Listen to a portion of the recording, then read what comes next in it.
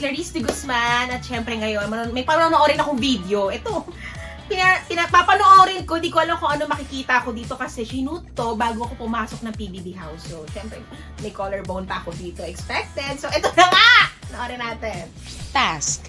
Kasi ako fan talaga ako ng PBB and lalo na yung last season, pinanood ko talaga. And talagang grabe yung task, mga task ni Kuya.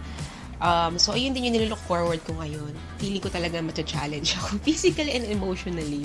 Oh my God! Makasabi ko lang, ang payat ko dyan! Yung buhok mo, kumpleto siya. And my hair, so, grabe, Miss Denmark pa ako dyan. Ngayon, ano na collaboration na talaga siya. Grabe na ako makapaniwalang 3 months ago na yan. And, parang feeling ko, ang tagal-tagal na nangyari, ang dami na nangyari sa loob ng bahay. At, wow, sana mabalik ko yung medyo ganyang pisngi. Yan ang goal ko muna talaga, ibalik yan. At pati yung buhok ko. 3 words, si Clarice ay mabait. Wow! Mabait, matakaw, at masayahin. Matakaw! Masayahin. Totoo yun. Mukha mo kumontra. Yes. The chin. Buti na lang hindi ko nasabi. Last, maoy. Bakit sinabi mo yun? Maoy. Totoo naman, kayo ba agree? Agree kami. Diba? Totoo lang yung mga sinabi ko niyan, kaya ngayon, I'm proud. I'm so proud na walang kasinungalingan talaga. Dapat kasama sa top 4, big 4 talaga din yan. Strength ko, siguro, syempre, din na sa pagluluto. Weakness ko, yan, yung mga physical activities. Good luck. Ping-pong! Ayan. Tinapos natin talaga nun. Diba? Sobrang accurate po ng mga sagot ko. Di ko pa alam kung ano nga abangan ko dyan. Talagang tagaluto talaga ako ng bahay ni Kuya. Ako yung naging role ko po. At totoo naman, aminado kung ang weakness ko is yung mga physical tasks. Pero sobrang thankful ako sa mga housemates kay Shuvi dahil hindi nila talaga ako lagi pinapabayaan. Palang lagi kayong concerned sa akin doon, no? Sa nakaya ko ba yung task? At talagang nafe-feel ko na inaalagaan din nila kasi alam nilang weakness ko talaga every time na may physical task kami. Values in life, siguro yung talagang matuto kang makisama, talagang pakikisama sa mga iba't ibang tao. Kasi iba-iba naman talaga ugali ng tao. So, ayun, matutong makisama. Hindi yung natutunan ko ever since sa parents ko. Ay, totoo naman, which is na-apply ko rin talaga yan sa loob ng bahay ni Kuya, yung pakikisama dahil na, lalo na nung una, pag-adjustment, dahil iba-iba naman talaga kami ng ugali, iba-iba kami ng pananagahang pamilya, ng nakasanayan. But ang importante talaga is makikisama talaga, lalo na sa part ko na ako yung pinaka naging ate doon, mom.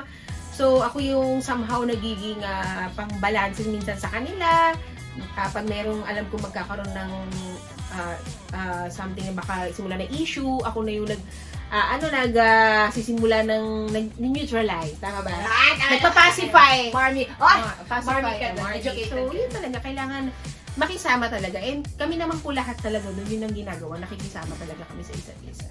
Sa Caris na nasa loob ng bahay ni Kuya, tatagan mo lang yung loob. Alam ko, iba to, ibang challenge to.